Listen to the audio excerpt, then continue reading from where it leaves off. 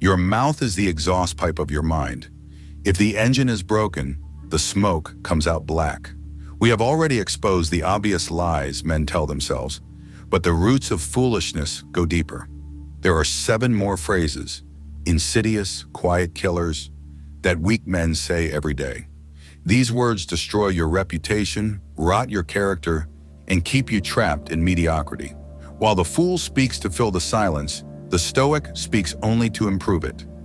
If you are done making excuses and ready to build an iron will, subscribe now. Let's clean the engine. The first sign of a small mind is the obsession with others. The foolish man loves gossip. He gathers with other weak men to whisper about the failures, scandals, or business of a third party. He says, "Did you hear about him? Can you believe what she did?" He does this to distract himself from his own lack of progress. By pulling someone else down, he briefly feels like he is standing taller. The Stoic views gossip as the ultimate waste of the soul. Eleanor Roosevelt, echoing Stoic sentiments, famously said, "Great minds discuss ideas, average minds discuss events, small minds discuss people." When you gossip, you are admitting that your own life is so uninteresting that you must rent space in someone else's drama. There is a famous story about Socrates. A man ran up to him and said, "Socrates, I have to tell you something about your friend." Socrates stopped him. "Before you speak, let us pass it through the triple filter.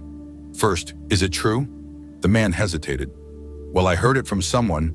Socrates nodded. "Second, is it good?" The man replied, "No, actually, it is quite bad."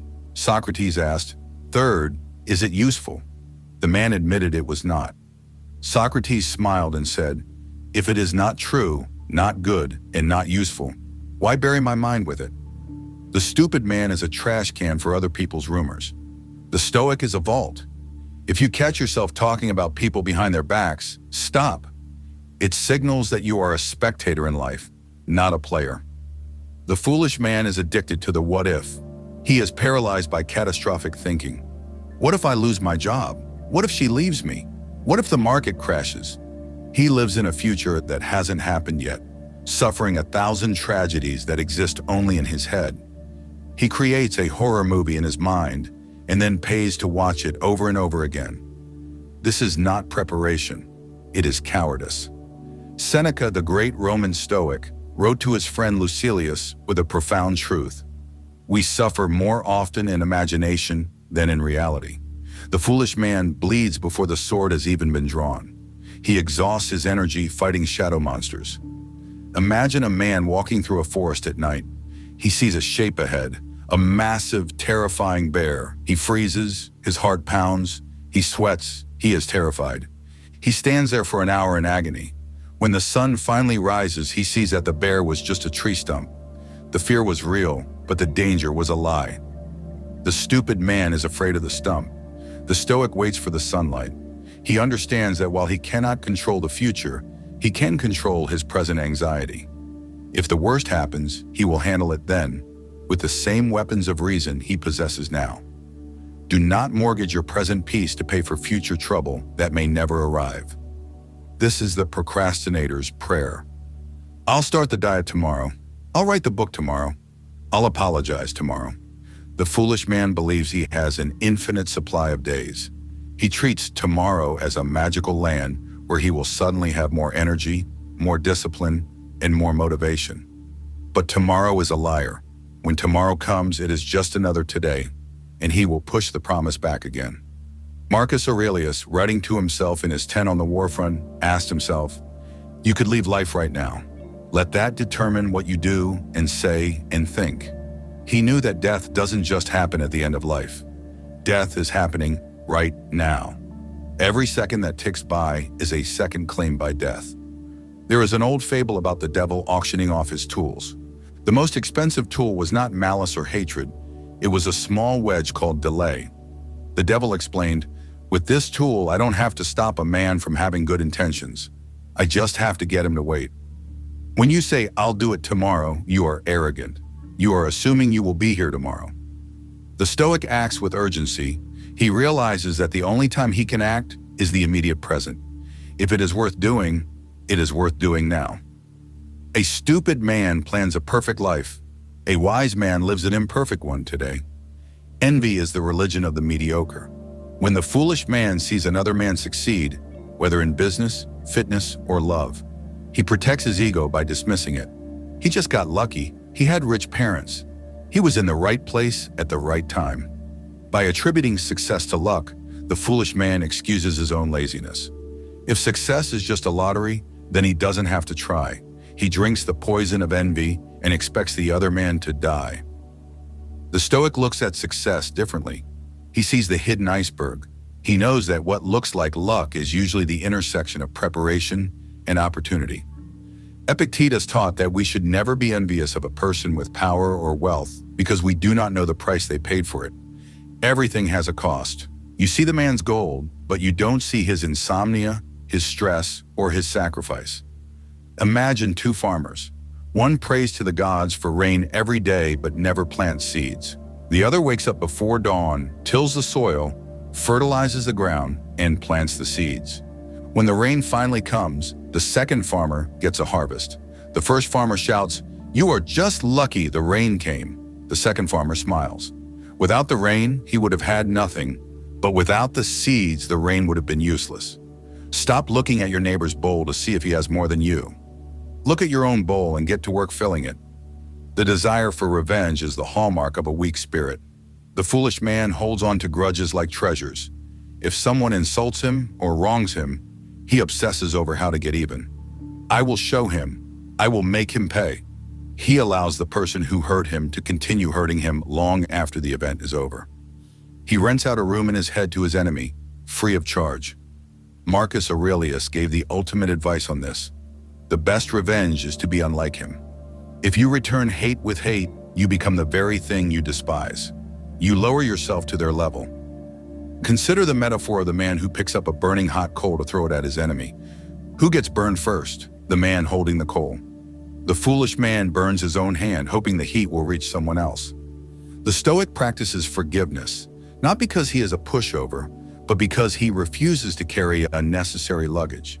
If a dog barks at you, do you get on your hands and knees and bark back? No, you walk on. When a stupid man seeks revenge, he proves that the insult landed. When a Stoic ignores it, he proves he is untouchable. Your indifference is a far greater punishment to an enemy than your anger ever could be. The cry of the materialist. If I just had the new car, the better watch, the bigger house, then I would be satisfied. The foolish man tries to fill a spiritual hole with physical things. He is like a man with a bucket full of holes, running to the river to fill it up. No matter how much he pours in, it drains out, and he is left empty and exhausted. Seneca was one of the richest men in Rome, yet he practiced days of poverty to remind himself that wealth does not equal happiness. He said, "It is not the man who has too little, but the man who craves more, that is poor." There is a story of a king who visits a Zen master. The king says, "I have conquered all the lands, I have all the gold, but I am anxious. What is the secret to peace?" The master asks, "If you were stuck in a desert and dying of thirst, would you trade half your kingdom for a glass of water?" The king says, "Yes." "And if that didn't work, would you trade the other half?" The king says, "Yes, absolutely." The master laughs. "Then your entire empire is worth no more than one glass of water. Why are you so proud of it?" The stupid man is possessed by his possessions. The Stoic owns things, but things do not own him. He enjoys wealth if it is there, but he is equally happy if it is gone. If your happiness depends on what is in your pocket, you are a slave to the economy. This is the final nail in the coffin of growth. I have a bad temper. That's just how I am. I'm not good at discipline. That's just how I am. The foolish man views his character as a statue carved in stone, fixed, permanent, unchangeable. He uses this phrase to avoid the hard work of self-improvement. It is a lazy surrender to his own flaws. The Stoic views his character not as stone, but as clay. It can be reshaped, molded, and improved until the day he dies. Stoicism is the very art of changing how you are. Heraclitus, a philosopher who influenced the Stoics, said, "No man steps in the same river twice, for it is not the same river, and he is not the same man." Nature is constant change. To refuse to change is to go against nature. Think of a tree. As long as it is green and flexible, it is growing. When it becomes dry, rigid, and refuses to bend, it is dead. When you say, "That's just how I am," you are declaring yourself dead wood. You are saying that your history is more powerful than your will. A Stoic knows that while you might have been lazy yesterday, you can be diligent today. You are not defined by your past patterns, but by your present choices. Never apologize for your flaws. Destroy them. Gossip, worry, procrastination, envy, revenge, greed in a fixed mindset. These are the chains the weak man wears willingly. He polishes them and calls them life. But you know better. To be a Stoic is to stand guard at the door of your mind. It is to catch these phrases before they become actions. It is to realize that you are the architect of your own character. Do not be the man who speaks foolishness. Be the man who lives wisdom. If you are ready to reshape your mind and throw away the burning coals, click the like button. And if you want to walk the path of the wise while the world runs in circles, subscribe. The journey continues.